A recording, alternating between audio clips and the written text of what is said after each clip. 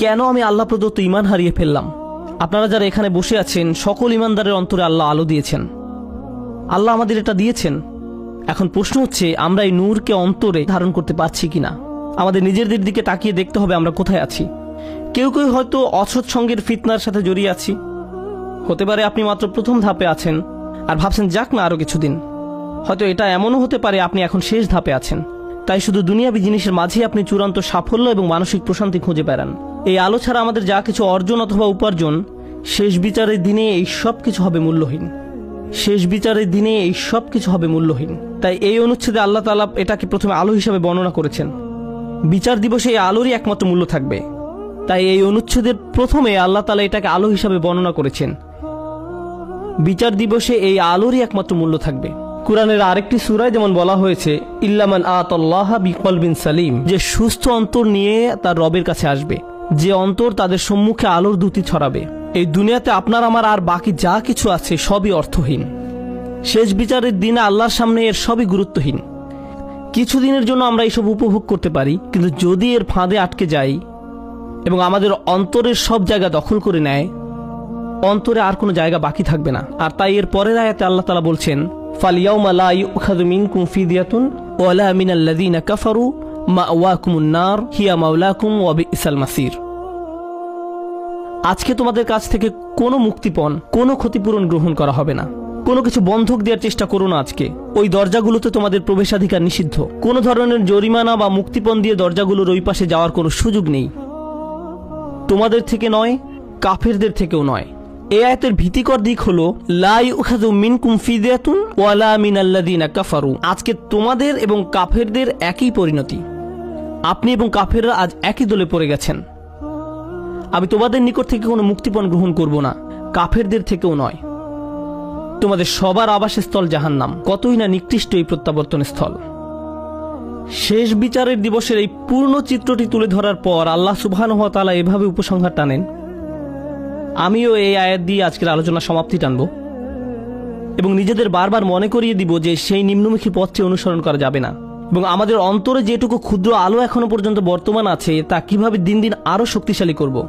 আল্লাহ নিজেই বলেন, আলাম ইয়ানিল্লাযীনা আমানু আন তাখশা কুলুবুহুম লিযিকরিল্লাহ, অর্থাৎ যারা মুমিন তাদের জন্য কি আল্লাহর স্মরণে এবং যে সত্য অবতীর্ণ হয়েছে তার কারণে হৃদয় বিগলিত হওয়ার সময় আসেনি? সত্যিকার অর্থে আল্লাহকে স্মরণ করলে অন্তর নরম হবে। আপনার অন্তর যত বেশি আল্লাহকে স্মরণ করবে, যত বেশি আল্লাহকে স্মরণ করবে, কারণ আল্লাহু নূরুস সামাওয়াতি ওয়াল আরদ, আল্লাহ নবমণ্ডল এবং ভূমণ্ডলের নূর। আল্লাহকে আমরা যত বেশি স্মরণ করব তত বেশি আমাদের অন্তরে নূর ধারণ করতে পারবো। তাই তিনি বলছেন আল্লাহকে স্মরণ করো। এরপর তিনি বলেন কিভাবে তুমি আল্লাহকে স্মরণ করবে। আরবিতে এটাকে আতফে বায়ান বলা হয়। ওমা নাযালা মিনাল হক, যে সত্য অবতীর্ণ হয়েছে তার কারণে হৃদয় বিগলিত হওয়া উচিত। ওহির কারণে, কোরআনের কারণে। কোরআন নিয়ে গভীর চিন্তা করুন, কোরআনের মাধ্যমে আল্লাহকে স্মরণ করুন। যখন কোরআনের আয়াত তেলাওয়াত করবেন তখন কান্নাকাটি করুন। আল্লাহ যে উপহারটি আপনাকে দান করেছেন আপনার জীবনে তার অর্থ কি তা নিয়ে চিন্তা করুন। কোরআনে শুধু আল্লাহকে জ্যোতি হিসাবে উল্লেখ করা হয়নি, কোরআনকেও জ্যোতি হিসাবে উল্লেখ করা হয়েছে। ফাআমিনু বিল্লাহি ওয়া রাসূলিহি ওয়া নূরিল্লাযী আনজালনা। কোরআনে শুধু আল্লাহকে জ্যোতি হিসাবে উল্লেখ করা হয়নি, কোরআনকেও জ্যোতি হিসাবে উল্লেখ করা হয়েছে। সরাসরি কোরআনকে নূর বা জ্যোতি বলা হয়েছে। অতএব তোমরা আল্লাহ, তার রসুল এবং অবতীর্ণ নূরের প্রতি বিশ্বাস স্থাপন করো। আপনার নিজের ব্যক্তিগত উন্নতির জন্য কোরআনের সাথে যে সময় ব্যয় করেন, যখন আমরা বসে কোরআন পড়ব, গভীরভাবে ভাববো যে আমাদের প্রভু আমাদের কি বলছেন, তাহলে এই অনুশীলন আমাদের হৃদয়কে আলোকিত করে তুলবে। আর আমাদের জীবনে এই আলোর চেয়ে দামি কোনো সম্পদের অস্তিত্ব নেই। আমরা এখন এর মূল্য বুঝতে পারছি না, কিন্তু সেদিন এর মূল্য বোঝা যাবে যেদিন আমাদের চারপাশ গহীন অন্ধকারে নিমজ্জিত থাকবে। আমাদের বক্ষ এবং ডান হাত থেকে নির্গত আলো ছাড়া আর কোনো আলো থাকবে না, কোনো আলো থাকবে না। ولا يكونوا كالذين أوتوا الكتاب من قبل فطال عليهم الأمد فقست قلوبهم وكثير منهم فاسقون। তারা তাদের মতো যেন না হয় যাদেরকে পূর্বে কিতাব দেয়া হয়েছিল, তাদের উপর সুদীর্ঘ কাল অতিক্রান্ত হয়েছে, তাদের অন্তঃকরণ কঠিন হয়ে গেছে। তাদের নিকট কিতাব ছিল কিন্তু তারা এর কোনো মূল্য দেয়নি। এটা সম্ভব যে কোনো জাতির নিকট আল্লাহর কিতাব থাকতে পারে। আমাদের পূর্বে বিভিন্ন জাতির নিকট কিতাব ছিল, তাওরাত ছিল, ইনজিল ছিল, তাদের নিকট অনেক কিতাব ছিল, তারা সেটা থেকে কোনো উপকার গ্রহণ করেনি। লাম ইয়ান্তাফিউ মিনহা, তারা ওই বইগুলো থেকে কোনো উপকার নেয়নি। ওই কিতাবগুলো দিয়ে তাদের অন্তর আলোকিত করার কোনো চেষ্টা করেনি। হয়তো তারা ভুল উদ্দেশ্যে ওই বইগুলো ব্যবহার করেছিল, হতে পারে আনুষ্ঠানিকতা পালনের উদ্দেশ্যে করেছিল, হয়তো তারা মাঝে মধ্যে শুধু তিলাওয়াত করে আনন্দ নিত। আল্লাহর কিতাবকে তারা এমন বিষয়ে পরিণত করেছিল। কুরআনও আজ আমাদের নিকটে এমন হয়ে গেছে, শুধু বিয়ে শাদী অনুষ্ঠানে এটা তেলাওয়াত করি। আমাদের অন্তর বিগলিত করার জন্য আজ আমরা কুরআন অধ্যয়ন করি না। এটা ইতিহাসের এক নির্মম ট্র্যাজেডি যে মানুষ আল্লাহর কিতাব থেকে উপকৃত হয় না, অথচ যা এসেছিল মানুষের অন্তরকে কোমল করে কিয়ামতের দিন আল্লাহর সামনে দণ্ডায়মান হওয়ার জন্য প্রস্তুত করতে। আর তাই এটা এখন আপনার আমার দায়িত্ব। এই জন্যই বলা হয়েছে, ওয়ালা ইয়াকুনু কাল্লাযীনা উতুল কিতাবা মিন ক্বাবল ফাতালা আলাইহিমুল আমাদ ফাকাসাত কুলুবুহুম। তাদের অন্তঃকরণ কঠিন হয়ে গেছে। যখন তাদের অন্তর কঠিন হয়ে পড়ে তখন সেখানে কোনো আলো ঢুকতে পারে না।